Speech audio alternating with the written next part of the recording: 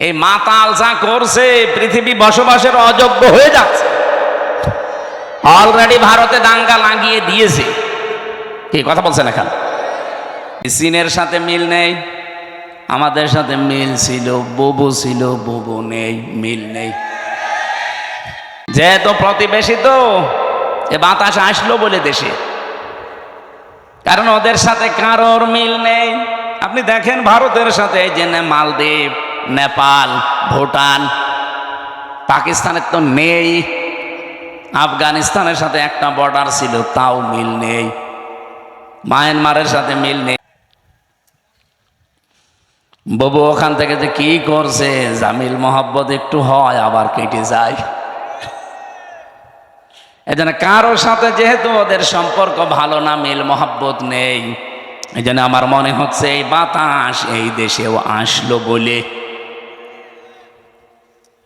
সাম্প্রদায়িক সম্প্রীতি নাকি এই দেশে চলে না, নেই, অথচ তামাম দুনিয়ায় আছে যে এই দেশে আগস্টের 5 তারিখের পর থেকে এই 9 মাসে সব চাইতে সাম্প্রদায়িক সম্প্রীতি বৃদ্ধি হয়েছে। এতদিনও হয়তো হতে পারেনি শুধু ওদের কারণে। একটা রিপোর্ট পেয়েছিলাম, 100 ভাগের প্রায় 58 ভাগ সম্পদগুলো বুবু এবং তারা যারা আছে দায়িত্বে, তারা হিন্দুদের এবং অন্যান্য ধর্মের মানুষের সম্পদগুলো তারা বিভিন্ন কায়দায় আত্মসাৎ করেছে, মেরে খেয়েছে, বাংলা যেটা বলে। আমি এই রিপোর্ট নিজে বানাইনি, আপনি পত্রিকার রিপোর্টগুলো আমি নিজে নিজে পড়েছি, সেইটা একটু বললাম। যেহেতু এই 9 মাসে এগুলো আর হচ্ছে না, এই জন্য অনেকের মাথা খারাপ হয়ে গেছে যে না, কিছুই তো হয় না, এভাবে চললে তো টিকে যাবে। এই জন্য বিভিন্ন ধোয়া তোলে মাঝে মাঝে। বাবু ওখানে বসে বসে 27টা কুলু তৈরি করেছিল বাংলাদেশকে অস্থিতিশীল করার জন্য, একটাও কাজে লাগে না। কখনো রিক্সা লীগ, কখনো আনসার লীগ, কখনো হেলমেট লীগ, বিভিন্ন নাম নিয়ে তারা নামতো যে দেশকে অস্থিতিশীল করে দিলে বিশ্বের মোড়লরা যেন বলতে পারে এই দেশ আর বসবাসের যোগ্য না। আর পাশে আমাদের প্রতিবেশী দাদারা তো আছে। কোরআনে কারিমে আল্লাহ কড়া ভাষা দিয়েছেন, লা তাজিদান্না, লামে তাকিদ নুনে সাকিলা। আল্লাহ বলেন, গ্যারান্টি দিয়ে বলছে, লা তাজিদান্না সাদ্দান্নাসি আদাওয়াতাল লিল্লাযিনা আমানুল ইয়াহুদা ওয়াল্লাযিনা আশরাকু। এই পৃথিবীতে 2টা জাতি মুসলমানদের জন্য, ইমানদার মানুষদের জন্য ভয়ঙ্কর জঘন্যতম শত্রু হিসাবে কাজ করে যাবে।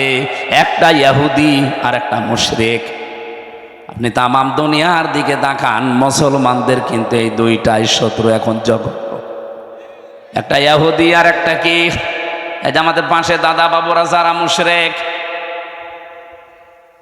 এরা অন্যের সম্পদগুলো দখল করে নিচ্ছে।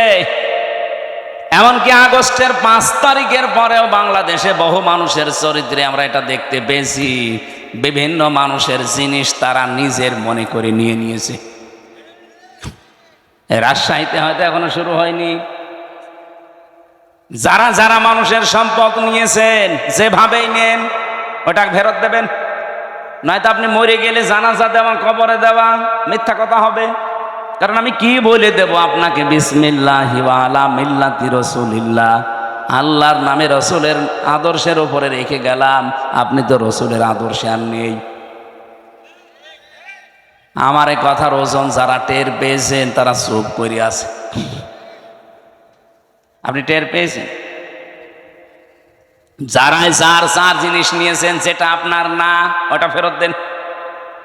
হ্যাঁ, যদি ওটা আপনারই হয়ে থাকে, আপনি হাত ছাড়া করে ফেলেছিলেন, ওইটা আবার ফেরত পেয়েছেন, তাহলে আপনি হাদিসের আওতামুক্ত থাকবেন। আমি কথা বোঝাতে পারিনি? না না, ওখানে এখনো বুঝিনি অনেকে। যেটা আপনার ছিল কিন্তু হাত ছাড়া হয়ে গিয়েছিল এতদিন, আপনি ফেরত পেয়েছেন। আবার একটা দোকান ছিল, দোকান দখল করে নিয়েছিল, এরকম হয়নি বাংলাদেশে? ওই দোকান ফেরত পেয়েছেন, আপনি হাদিসের যে শাস্তি, যে আপনি নবীর উম্মত থাকবেন না, না আপনার জন্য না, কারণ আপনার জিনিস আপনি ফেরত পেয়েছেন। হ্যাঁ, কথা বলেন না কেন? কত মানুষের জমি জায়গা দখল করে নিয়েছিলেন 15.5 বছরে, আপনাদের রাজশাহী হয়তো এখনো কিছু হয়নি, টের পাচ্ছেন না। কুষ্টিয়ায় আমাদের হানিফ সাহেব কত টাকার মালিক আমার মনে হয় আল্লাহর ও ছাড়া কেউ জানতো না। কি হইলো এখন? বাড়ি পর্যন্ত এখন উজাড় গৃহ হয়ে গেছে। আমার মনে হয় হানিফ সাহেবের বাড়ির দিকে আল্লাহ আঙ্গুল এভাবে দিয়ে কোরআনের আয়াত নাজিল করিস, যদিও এটা এখন না, ১৫০০ বছর আগের। সূরা নমলের ভেতরে পাবেন এটা,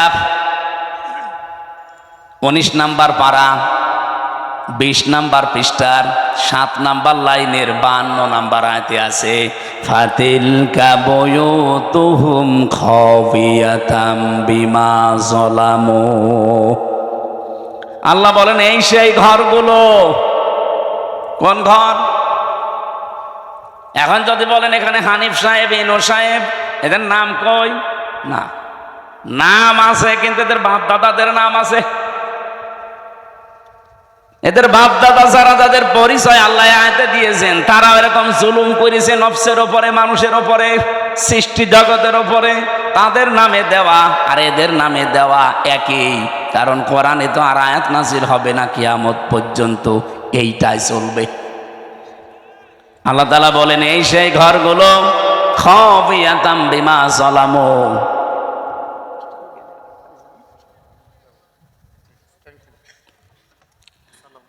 আমার ভাইরা,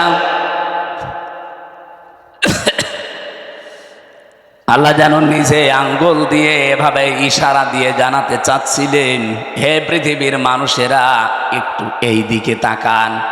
আমি আয়াতটা আগস্টের ৫ তারিখের পর থেকে মিলিয়েছিলাম যে হ্যাঁ মিলে যাচ্ছে। আল্লাহ আমার মনে হয় বাংলাদেশের এই ৬৪ জেলার ৬৩০টা থানার দিকে এভাবে দেখিয়েছেন, এই সেই ঘরগুলো। আল্লাহ যেহেতু বাইতুন দেয়নি বয়ুত বহু বছর, এই সেই ঘরগুলো। কি এই ঘর? কি খাবিয়াতান, জনশূন্য হয়ে আছে। একটু দেখো, এটা পরিত্যক্ত করে দিয়েছি। শুধু পরিত্যক্ত না, জনশূন্য না, এটা আজ উজাড় গৃহ হয়ে গেছে। এখানে আর কেউ কোনো আওয়াজ শুনতে পাও? কবরের পাশ দিয়ে গেলে যেমন কোনো আওয়াজ নেই, এই জালেমদের বাড়ির পাশ দিয়ে গেলেও কোনো আওয়াজ পাওয়া যায় না। আল্লাহ বলেন বিমা যালামু, এদের জুলুমের কারণে এদের এই জায়গা পর্যন্ত এখন অভিশপ্ত হয়ে গেছে। আমি তো কুষ্টিয়ার ২ জনের বললাম, আপনি সারা বাংলাদেশের দিকে তাকিয়ে বলেন তো, হালত অবস্থা কিন্তু একই। কি কথা বলেন না কেন? কয়দিন আগে কিশোরগঞ্জে ছিলাম, যেটা একেবারে কেন্দ্রীয় ওদের জেলার মাঝখানে, যেটা ওই জায়গায় শুনলাম নাকি টর্চার সেলও ছিল আগস্টের ৫ তারিখের আগে। ভালো মানুষ, নিরীহ মানুষ, তাদের মতের বিরুদ্ধে যারা আছে তাদের নিয়ে ওই জায়গায় টর্চার করত। অথচ আল্লাহ পাক এখন ওই জায়গাটা পর্যন্ত অভিশপ্ত বানিয়ে দিয়েছেন। আমি ড্রাইভারকে বললাম একটু গাড়ি থামাও, দেখি। তাকিয়ে দেখি ৩-৪ জন করে যাচ্ছে, কেউ এদিকে কেউ এদিকে কেউ এদিকে, চারিদিকে মুখ করে প্রসাব করতে বসিস। মনে হচ্ছে জামাতবদ্ধ টয়লেট চলছে। এদের এই জায়গাটা আল্লাহ অভিশপ্ত করে দিল কেন? বিমা যালামু, কারণ এখানে তারা জুলুম করত। আল্লাহ এ পর্যন্ত যদি দিয়ে আয়াত শেষ করে দিত, আমি আয়াতই পড়তাম না। এরপরে আমাদেরটা, ইন্না ফি যালিকা লায়াতাল লিকাউমিন ইয়ালামুন। রব্বুল আলামিন বলেন, এই যে লামে তাকলিদ দিয়েছেন মাঝে, আর বক্তব্যের আগে ইন্না আছে। যারা গিরামার বসে, আপনি আয়াতটার দিকে একটু খেয়াল করেন, আল্লাহ গ্যারান্টি দিচ্ছেন অবশ্যই অবশ্যই জ্ঞানী যারা, তাদের জন্য এখানে একটা শিক্ষা আমি আল্লাহ রেখে দিলাম। কি শিক্ষা আছে? জালেমদের এত বড় শিকড় আপনি চিন্তা করতে পারেন। এই বাগমারার ইউনিয়নের, শ্রীপুর একটা ইউনিয়ন না, এই ইউনিয়নের দারওয়ান থেকে শুরু করে সংসদ ভবন পর্যন্ত জালেমদের প্রতি থরে থরে স্তরে সাজানো ছিল লোকজন। আমি নিজে তো ভিকটিম, আমি দেখেছি। রিমান্ডে আমি দেখলাম আমার 8 দল একটার পরে একটা গোয়েন্দা বিভাগের আসতো রিমান্ডে প্রশ্ন করার জন্যে। আমার মনে হয় সব ওরা থরে থরে থরে থরে সাজিয়ে রেখেছিল।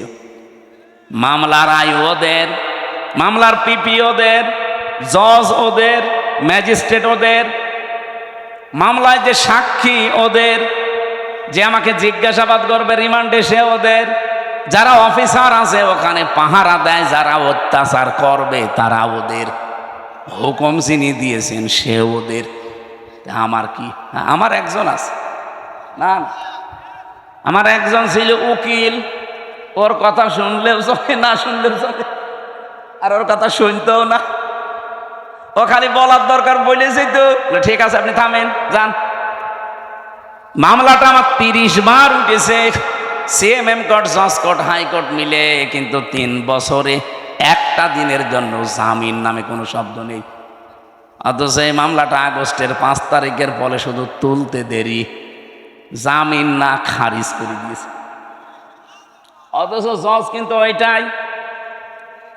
আমি ওনার খাস কামরায় গিয়ে জিজ্ঞাসা করলাম যে মাননীয় জজ সাহেব, এই বিচারটা তো 3 বছর আপনার কাছেই ছিল, এতদিন তো বলেননি যে না এই মামলায় জামিন দেওয়া যাবে না, এখন যে খারিজ করে দিলেন। হুজুর আমার হাত বাঁধা ছিল, আমি কিছুই করতে পারি নাই, ওই পুতুলের মতো শুধু চেয়ারে বসে থাকতাম। আমি যে আপনাকে 10 দিনের পরিবর্তে 6 দিন আর 2 দিন 8 দিন রিমান্ড দিয়েছিলাম 2 মামলায়, তাই আমার ওপর পেশা যে 10 দিনের রিমান্ড দিলেন না কেন? তাহলে আপনার এখানে বসে থাকার দরকার কি? সব তো ওরাই যদি করে। প্রথম মামলার রিমান্ডে নেওয়ার পরে 10 দিন চেয়েছে, দিয়েছে 6 দিন। এই নিয়ে নাকি ওই ম্যাজিস্ট্রেটকে ওখান থেকে অন্য জায়গায় বদলি করে দিয়েছে যে কেন আপনি 10 দিন দিলেন না। বাস্তব তো এই জন্য বলছি।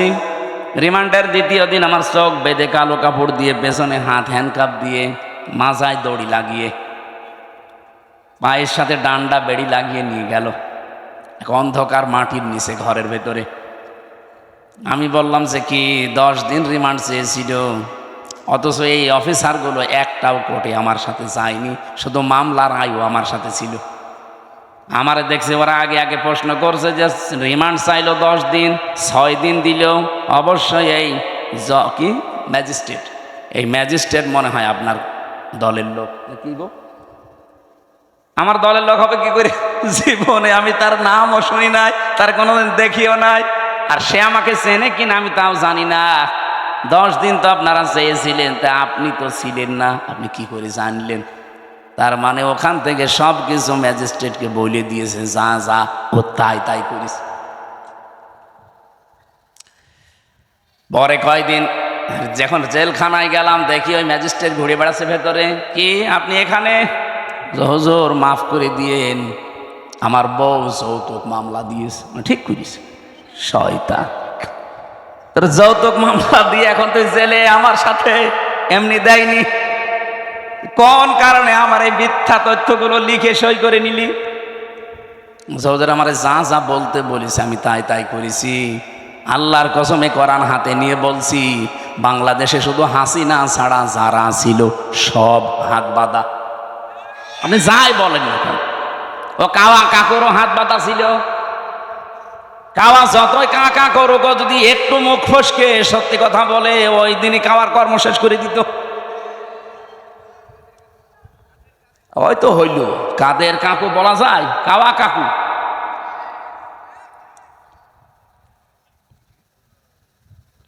বলেন তো, এই যে স্তরে স্তরে সাজিয়ে রেখেছিল সব জায়গায়, কোনদিন ঘূর্ণাক্ষরও চিন্তা করেছে যে আমাদের এগুলো কোনদিন হারিয়ে যেতে পারে? কোরআনে কারিমে আমি আয়াত পড়েছি, সূরা আনআম 7 নাম্বার পারা 12 নাম্বার পৃষ্ঠার 4 নাম্বার লাইনের 45 নাম্বার আয়াতের প্রথম অংশে আছে, ফাকুতিআ দাবিরুল কওমিল্লাযীনা যালামু। রব্বুল আলামিন বলেন, জালেমদের শিকড় কাটা কেটেছে কে? না না, আল্লাহ না। কতিয়া এটা মজহুল, এর ফাইল জানা নেই। জালেমদের শিকড় যে কাটা হয়ে গেছে, কেটেছে কে? আপনি কি আলেম? এখানে আলেমরা বসে আছে না, মৌলানা। কতিয়া এর ফাইল কে জানা নেই, কেউ জানে না। জালেমদের শিকড় কাটলো কে? আপনি হানিফের বাড়ি এখন যে জিজ্ঞাসা করেন যে একটা পায়খানার ইটও নেই, প্যানও খুলে নিয়ে চলে গেল, গেল কে? কেউ জানে না। শুধু কি হানিফের বাড়ি, সারা বাংলাদেশে জালেমদের অবস্থা একই? যায় হালকা পাতলা দুই একটা ছিল। এই ফেব্রুয়ারির 5 তারিখে আজাবুল বুলডোজার নাজিল হয়ে সব শেষ। এ জেলায় নাজিল হয়নি? আমার প্রশ্ন ছিল কি বলেন তো, জালেমদের এত বড় শিকড় যদি কেটে ফেলা হয়ে যায়, আগামীতে যারা চেয়ারে বসবেন, কারা বসবেন আমরা জানি না, যারাই বসবেন সাবধান, জনগণের ওপরে যেন জুলুম না হয়। তাহলে 5 বছর পরে আপনার বাড়িও শ্মশান হয়ে যাবে। এ পর্যন্ত বুঝেছেন নাকি হাঁ করে আছেন? সুতরাং যার যা জিনিস নিয়েছেন, চুরি করে হোক, ডাকাতি করে হোক, চাঁদাবাজি করে হোক, যা নিয়েছেন যেটা আপনার না ওটা ফেরত দেন। হ্যাঁ, যদি আপনার জিনিস আপনি ফেরত পান অসুবিধা নেই। এই যে ইসলামী ব্যাংক, যাদেরটা তারা ফেরত পেয়েছে। অনেকে বলছে না এটা চিন্তায় হয়েছে। চিন্তা হয়েছে মানে ইসলামী ব্যাংকে আপনার বাবার নাকি? যাদের ব্যাংক তারা ফেরত পেয়েছে, তাদের মাথার ঘাম পায়ে ফেলে টাকা দিয়ে ব্যাংক করা। কথা বলেন না, ব্যাংক যাদের তারা ফেরত পেয়েছে। জিনিস যার, সে যদি ফেরত পায় এই হাদিসের আওতা মুক্ত থাকবে সে। কিন্তু আপনার জিনিস না, আপনি বাবা শাহজালাল সব হালাল বলে দখল করে নিচ্ছেন। এটা যারা করেছেন আগামীতে ফেরত দিয়ে দেন কালকেই, নাই তো আপনি নবীর উম্মত আর নেই। আপনি মরে গেলে আমারে দিয়ে জানাজা না, কাবার ইমাম দিয়ে জানাজা পড়িয়ে মাটি দেবেন, কবরে আযাব শুরু হয়ে যাবে। এরপরেও যদি কেউ না বোঝার ভান করে থাকেন, এদিকে আসেন, আসেন। এমন জোরে কানের নিচে দুইটা দেব না, সব টের পেয়ে যাবে। যাব না।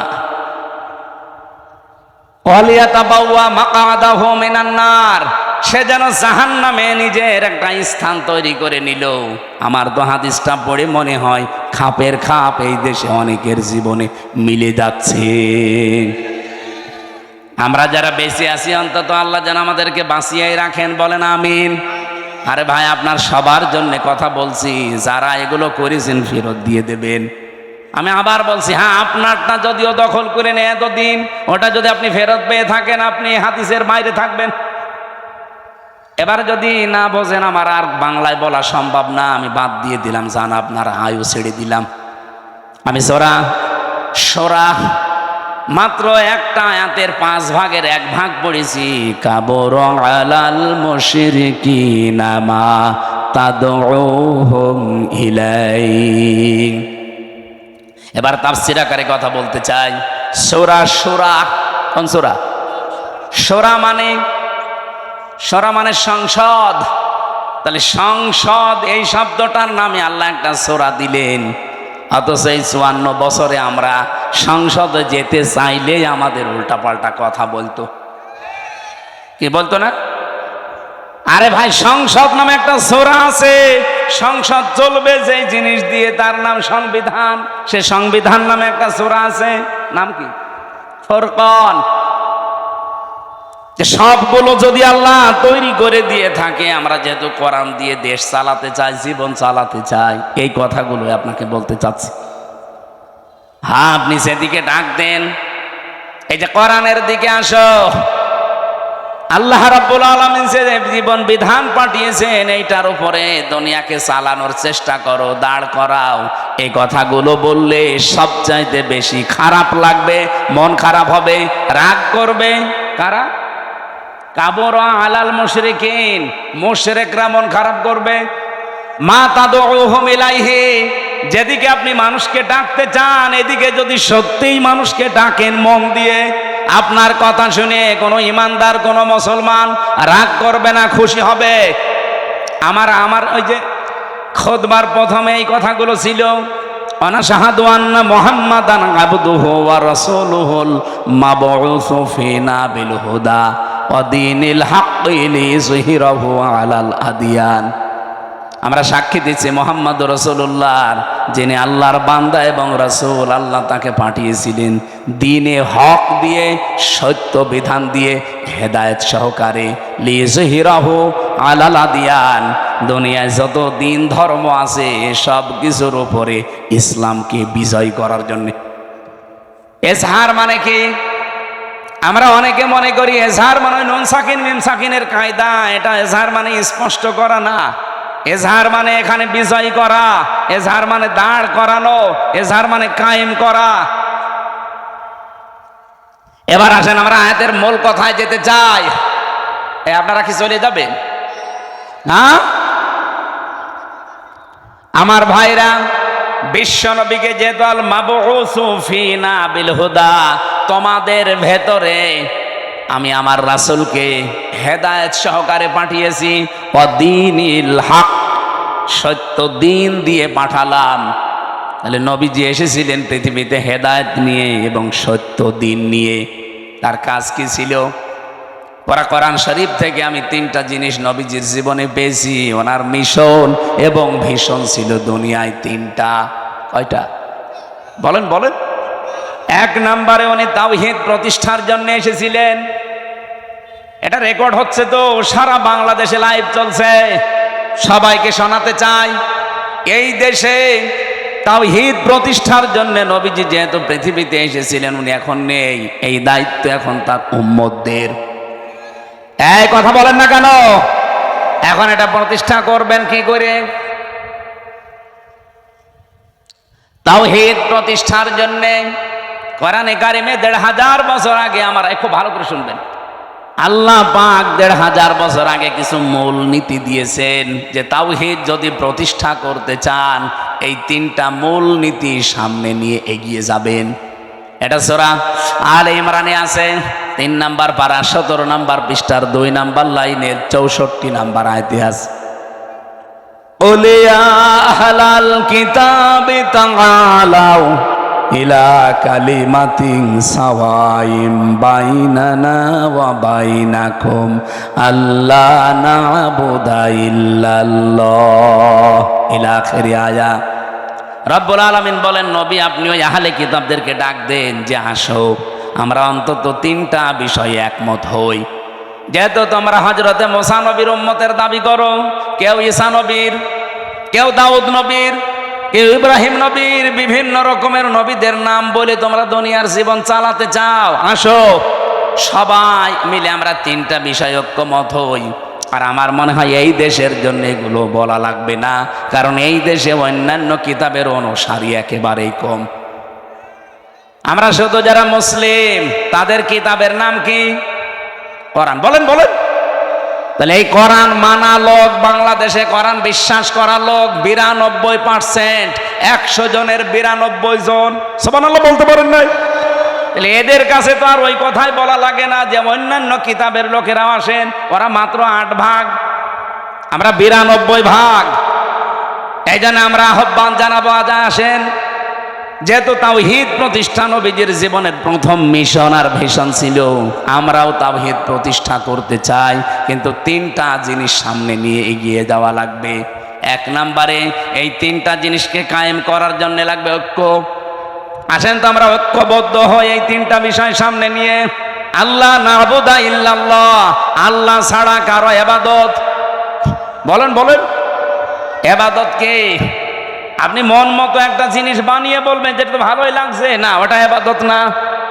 আল্লাহর হুকুম থাকা লাগবে আর রাসূলুল্লাহর তরিকা থাকা লাগবে, এর নাম ইবাদত। এই কথা বোঝা যায়নি? এই যে আমার তাহেরি ভাই যে জিকির করে, ইবাদত মনে করেই করে, ইয়া আলী বাবা, শাহ আলী বাবা, কেল্লা বাবা, ফতে বাবা, দয়াল বাবা, কোন জায়গায় আছে? তাহলে আমরা যে আজ ঐক্যবদ্ধ হতে চাই, শুধু মুসলমানরাই আমরা ঐক্যবদ্ধ হতে চাই এই কথার উপরে যে আল্লাহ ছাড়া আমরা কারো ইবাদত, কারো জিকির আলোচনা আর করব না। এ বিষয়ে যদি কেউ রাজি থাকেন তাহলে আসতে পারেন যে আমরা আল্লাহ ছাড়া কারো ইবাদত করব না। রাজি আছেন না? এটা রেকর্ড হচ্ছে, যারা রাজি আছেন তারা ঠিক আছেন। 2 নম্বরে ওয়ালা নুশরিকা বিহি শাইয়া, আল্লাহর সাথে আমরা কাউকে শিরিক করব না। এখন শিরিক কি?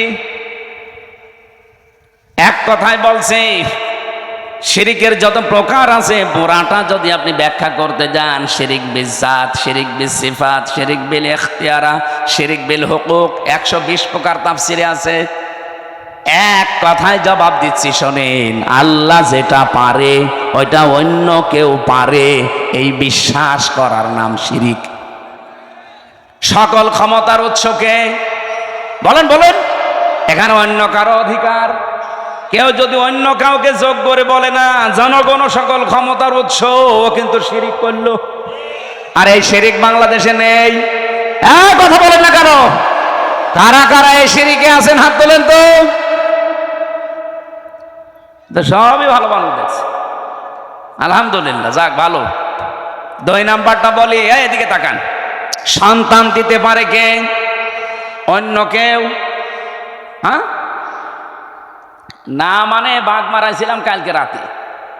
কোন জায়গায় জানো? এই যে বেলঘরিয়া হাট ফাজিল মাদ্রাসায়, এই যে এখানে না বাঘমারা, হয়তো বাঘমারা, যে বাড়িতে আমাকে নিয়ে এসে বসিয়েছে, ওই বাড়ি আলার 2টা ছেলে, আর একটা পেটে এসেছে শুনলাম 6 মাস। উনি পরীক্ষা করে দেখেছে ওইটাও ছেলে, কিন্তু উনি মেয়ে চাই। আমার একটা পানির বোতল নিয়ে বলছে, হুজুর এমন পানি পড়বেন যেন এটা মেয়ে হয়ে যায়। আমি কি ডাউনলোড করে দেব? কি বিশ্বাস!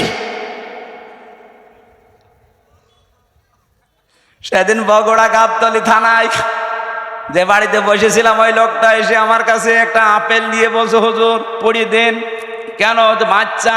ঠিক আছে, সরা ফাতিহা পড়ে ফু দিলাম, কারণ ফাতিহা সব রোগের মহা ঔষধ।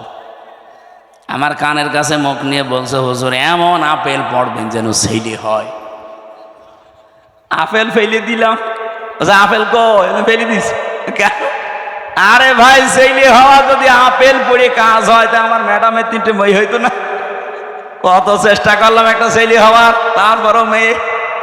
আর আপনি এসেছেন আমার কাছে আপেল পড়তে।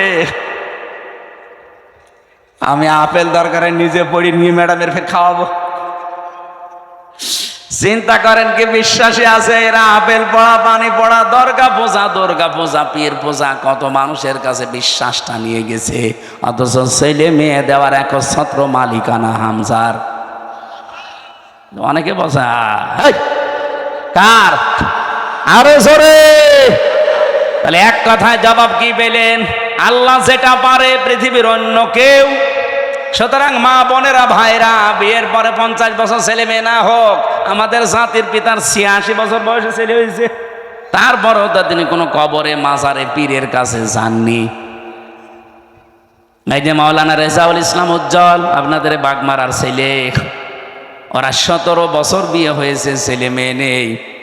আজকে ওনার বাড়িতে রাতে ছিলাম, আমারে বলছিল আফসোস করি, কিন্তু আজ পর্যন্ত কোনো দিন উনি কোনো পীরের কাছে, মাজারে, তাবিজ এগুলো নেয়নি। কিন্তু কারো 2 বছর 5 বছর যদি ছেলে মেয়ের মুখ না দেখে ও পাগল হয়ে যায়, কত জায়গায় যে দৌড়িয়ে চলে যায়। আমরা এই বিশ্বাসটা যেন আজকে সঠিক হয়ে যায় যে আল্লাহ যেটা পারে ওইটা অন্য কেউ। এবার 3 নাম্বারটা বললে এবার রাগ করবেন না তো? আমি তো আর বানিয়ে বলছি না, রাগ করলে আল্লাহর উপরে করবেন। কার উপরে? আল্লাহ করে। এবার আসেন, বলছে এই পৃথিবী বানিয়েছে কে? কোন ভগবানের হালকা সাহায্য আছে? বলেন। আল্লাহ রাব্বুল আলামিন বলেন, এবার শিরিকটা ধরা পড়বে। আলা লাহুল খালাক ওয়াল আমর, সূরা আরাফের 54 নম্বর আয়াতে আছে মাঝের অংশে, যে সৃষ্টিদার, আইন চলবে তার। বলেন না কেন? সূরা আলে ইমরানের 154 নম্বর আয়াতের মাঝের অংশটা একটু দেখবেন। ইয়াকুলুনা হাল্লানা মিনাল আমরি মিন শাইইন কুল ইন্নাল আমরা কুল্লাহু লিল্লাহ। হে নবী, ওরা জিজ্ঞাসা করে যে আইন কানুন আমরা কি বানাতে পারি? আপনি বলেন না, আইন বানানোর ক্ষমতা কার? সুতরাং বাংলাদেশে 92 যারা মুসলমান দাবি করছেন, আল্লাহর পাঠানো আইনে জমিনে কায়েম বাদ দিয়ে পৃথিবীর কোন মানুষের তৈরি করা আইন যদি কায়েমের জন্য আপনি চেষ্টা করেন, দল করেন, আন্দোলন করেন, আল্লাহর কসম আপনি শিরিক করছেন। নিয়ে আসেন তো, কোন হোসেন নিয়ে আসবেন, ভুল ধরতে নিয়ে আসেন, নিয়ে আসেন। এটা বাংলাদেশ এখন চলছে কিনা বলেন। এরপরেও যদি কারো পরিবর্তন না হয়, এখন এর কিভাবে আপনি হেদায়েত করবেন বলেন? এর মাথার উপরে খাইটে মারা ছাড়া কোনো উপায় আছে? মানুষের মনটা খারাপ হয়ে যায় আমার এই কারণে যে এত বাংলায় বলছি যে আল্লাহ বানিয়েছে, আইন চলবে তার, আপনি অন্যের আইন এখানে দাঁড় করাতে চান, আপনি তো শিরিক করছেন। কারণ আল্লাহ যেটা পারে ওইটা অন্য কেউ। এবার আপনি যা ভালো লাগে করেন তো ভাই। আপনি যদি জাহান্নামে যেতে চান আসেন, আপনাকে 2 লাথি দিয়ে আরো ফেলে দিই। বড় দুঃখ নিয়ে কথাগুলো বলছি, এত চিল্লানো, এত পাল্লানো কি হচ্ছে? আপনার পরিবর্তন আসতে চাই না, আমি কি আপনার ক্ষতি চাই? আপনি নিয়ে এসেছেন এত কষ্ট করে, সে কুষ্টিয়া থেকে সঠিকটা তুলে ধরলাম। আরে ভাই, নামাজ আপনার যদি কমও থাকে, রোজা আপনার কমও থাকে, আমল আখলাক যদি কম হয়, ঈমান যদি খাঁটি হয়, শিরিক না থাকে, আপনি কি জান্নাতে যেতে পারবেন? আর যদি শিরিক মিশ্রণ হয়, অকদিমনা ইলামা আমিলু মিন আমালিন ফাজআলনাহু হাবাআম মানসুরা। কোন মানুষ যদি শিরিক মিশ্রিত কিছু নিয়ে যায়, ওটা ধুলি কণার মতো মুখের উপরে নিক্ষেপ করা। এই জন্য বাঁচাতে চাই, আসেন আমরা তাওহীদ প্রতিষ্ঠার 2য় পয়েন্টে, শিরিক আমরা করছি না, করব না। যারা শিরিক করছেন তারা এই ঐক্যে আসতে পারবেন না। 3 নম্বরে, ওয়ালা ইয়াত্তাখিযা বা'দুনা বা'দান আরবাবাম মিন দুনিল্লাহ। আমরা আল্লাহ বাদে অন্য কাউকে অভিভাবক হিসাবে, রব হিসাবে আর মানতে চাই। এই 3টা বিষয় যারা ঐক্যমত হবেন, তারা এক জায়গায় হলে তাওহীদ প্রতিষ্ঠা সম্ভব। ফাইন তাবাল্লাউ ফাকুলু শাহাদু, নবী আপনি বলেন, এরপরেও যদি কেউ মুখ ফিরিয়ে চলে যায়, ফাকুলু শাহাদু, আপনি ঘোষণা দিয়ে দেন, সাক্ষী দিয়ে দেন, আযান দিয়ে দেন, ফাআন্না মুসলিমুন, যে আসতে চাও আসো। এই 3টা বিষয়ে যদি ফিরে যেতে যাও, তোমরা আমাদের সাথে আর নেই। আমার মনে হয় বাংলাদেশে যদি এই পয়েন্টটা সামনে নিয়ে তাওহীদ প্রতিষ্ঠার জন্য আজ এই 92 লাগবে না, মাত্র 51% মুসলমান যদি আজ এক হয়ে যেতে পারি, সামনের বাংলাদেশ হবে আল্লাহর কোরআনের বাংলাদেশ। এটা একটু দেখা দরকার। 54 বছর তো বিভিন্ন জিনিস দেখেছি, এইটা দেখতে বাকি আছে, বাকি নেই। এই কোরআনে 500 আইন আল্লাহ দিয়েছেন। এটার কথা বললে কাদের রাগ হবে যেন? কাবুরা আলাল মুশরিকিনা মা তাদউহুম ইলাই, আমি যেটিকে ডাকছি এই কথা বললে আল্লাহ বলেন সবচাইতে বেশি রাগ করবে, মন খারাপ করবে। বলেন বলেন। তাওহীদ প্রতিষ্ঠার জন্য আল্লাহ পাক আপনাকে জীবনেও মনোনীত করবে না যদি আপনার মন তৈরি না হয়। এজন্য আয়াতের পরবর্তী আয়াত এইটা, আল্লাহু ইয়াজতাবি ইলাইহি মাইয়াশা ওয়া ইয়াহদি ইলাইহি মাইয়ুনিব। আল্লাহ সবাইকে এ কাজে মনোনীত করেন না, আল্লাহ যাকে নির্বাচিত করেন, পছন্দ করেন, তাকে এই কাজের জন্য বাছাই করেন। আর যাকে আল্লাহর ভালো লাগে না, আল্লাহ তাকে ছাঁটাই করে দেন। তাহলে ছাঁটাই করা, বাছাই করা, এটা আল্লাহর একটা পদ্ধতি। আল্লাহ আন্দাজে কাউকে ছাঁটাইও করেন না, আন্দাজে কাউকে বাছাইও করেন না। আল্লাহ ছাঁটাই করতে হলে আল্লাহ সেই যোগ্যতা দেখে তার ভেতরে, আল্লাহ বাছাই করতে হলেও তার যোগ্যতা দেখে। সুতরাং আপনি যদি ফিরে আসার মন তৈরি না করেন, জীবনেও একামতে দিনের কর্মী হিসাবে আল্লাহ আপনাকে বাছাই করবে না।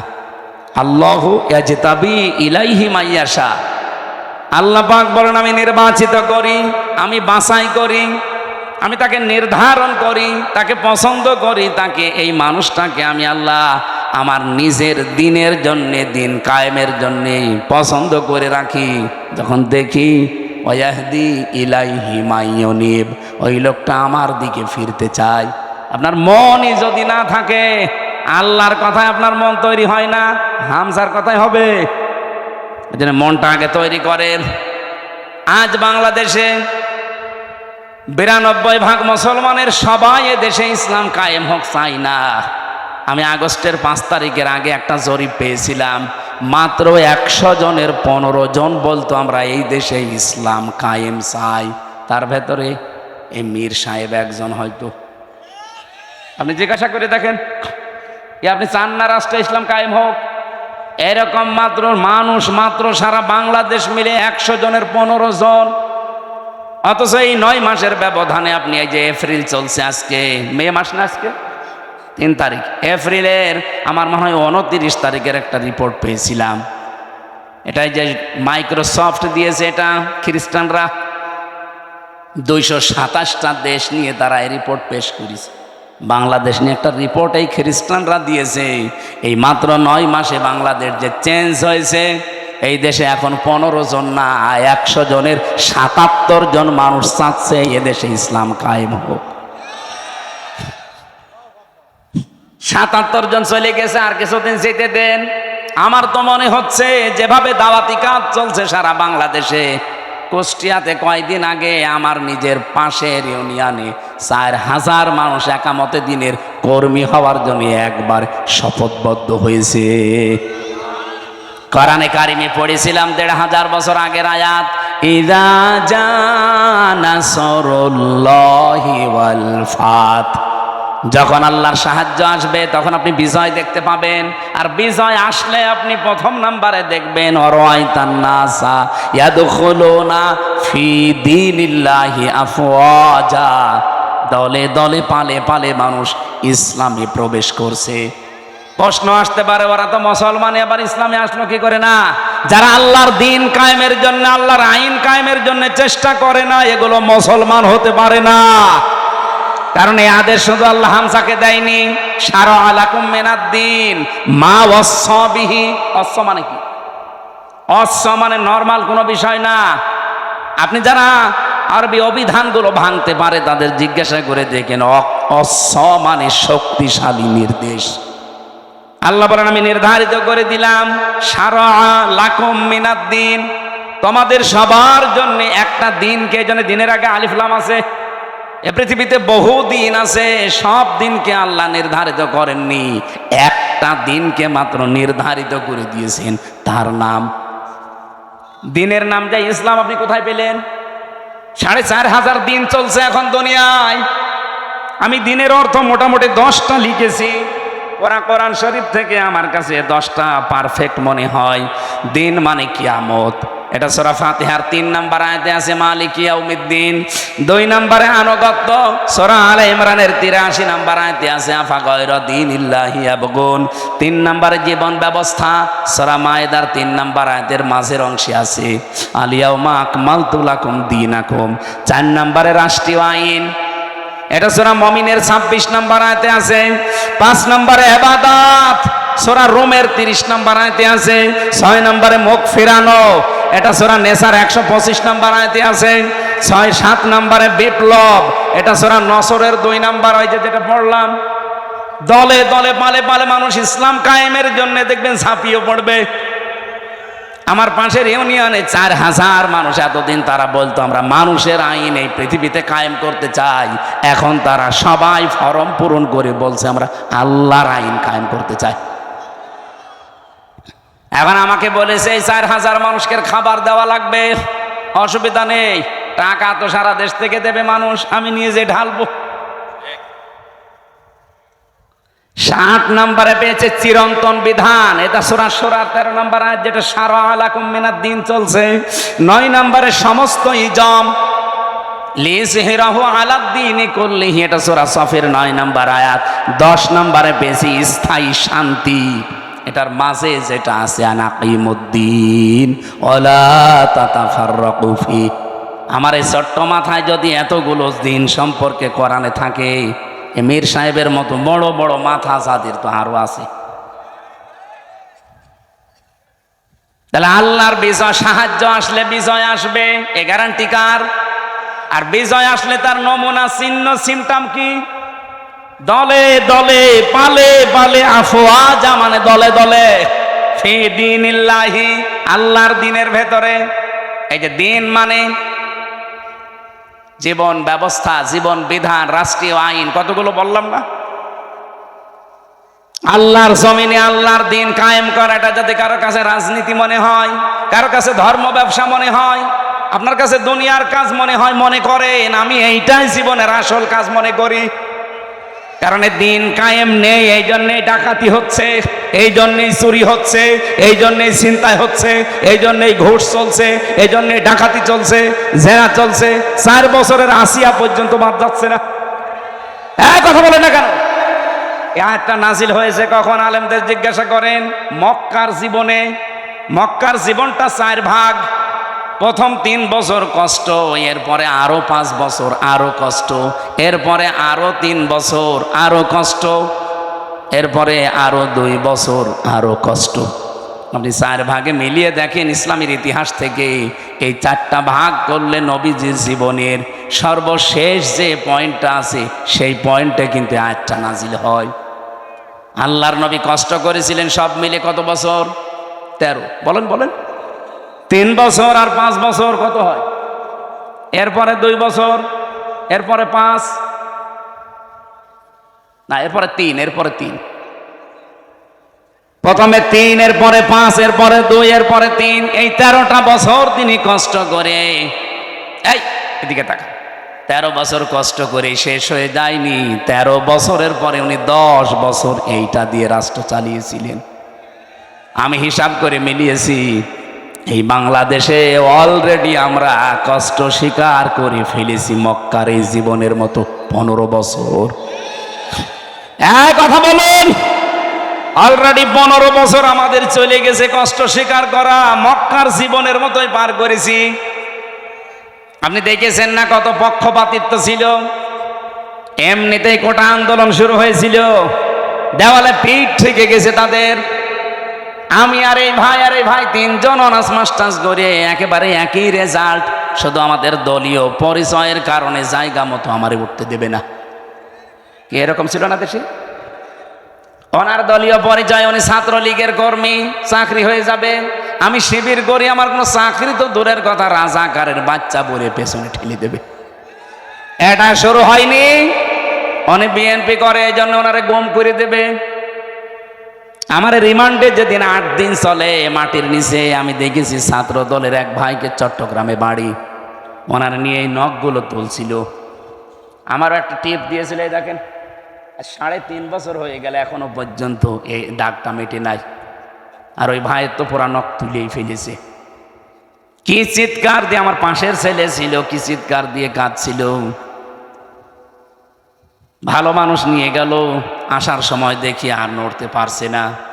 এই চোখটা বেঁধে নিয়ে নেয়, প্রথমে পেছনে হাত বেঁধে দেয়, যাবার পরে এরকম একটা চেয়ারে বসায়, ক্লিপ দিয়ে আটকিয়ে দেয়, হাত পা আটকিয়ে দেয় ক্লিপ দিয়ে, মাথার সাথে একটা বেল্ট লাগিয়ে দেয় যেন আপনি মাথাও নড়াচড়া করতে না পারেন। একটা সুইচে টিপ মারবে, 1 মিনিটে আপনি 120 বার ঘুরবেন। আমার রিমান্ডে কাছের ঘরের ভেতরে নিয়ে দেখি এসপি ইমরান ওর নাম। এই লোকটা এসে আমার একটা মেশিন দেখিয়ে বলছে যে এইটা দিয়ে আমরা নখ তুলি। এমন ভাবে যে হাত সেট করা আছে, আপনি তো নড়াচড়া বন্ধ, শুধু মেশিনটা এভাবে লাগিয়ে দেয়। একটা টিপ মারার পরে নখগুলো একবারে সব খুলে চলে আসে। আরে ভাই, নখ খুলে আসলে ছেড়ে দিলে বাঁচি না, ওর উপরে লবণ ছিটিয়ে দেয়। আপনারা তো হাত বাঁধা নড়তেও পারবেন না, বলেন তো নখ যদি খুলে নেয়, ফিনকি দিয়ে রক্ত বের হয়, ওর উপরে লবণ ছিটালে কেমন লাগতে পারে? আমার এক চাপে যদি 3.5 বছরে ভালো না হয়, যার নখ পোড়া তুলে ফেলেছে, ওর কি অবস্থা? শিবিরের শফিকুল ইসলাম মাসুদ ভাই, বিশেষ করে দেলাওয়ার ভাই, আমার যে রিমান্ডে নিয়েছিল অফিসার, ওনারও দায়িত্বে ছিল, বলছে ফুটবলের মতো পিটিয়েছি ওরে, খালি লাত দিয়েছি। ওর নাম ডিসি নজরুল ইসলাম মোল্লা, আর একজনের নাম হচ্ছে ডিসি মশিউর। আর আমার দায়িত্বে ছিল আসাদুজ্জামান, কাউন্টার টেররিজমের প্রধান, এই শয়তান গোপালগঞ্জের মাল। ওরা যদি আমি একা একা কোনো জায়গায় পাই না, মুসলমানই দিয়ে দেবো। শয়তান। দেলাওয়ার ভাইকে যে পিটিয়েছে সে আমারও দায়িত্বে ছিল। বলছে যে তার আছে, তার গরম করে যখন আগুনে লাল টক টক করে ওইটা ওর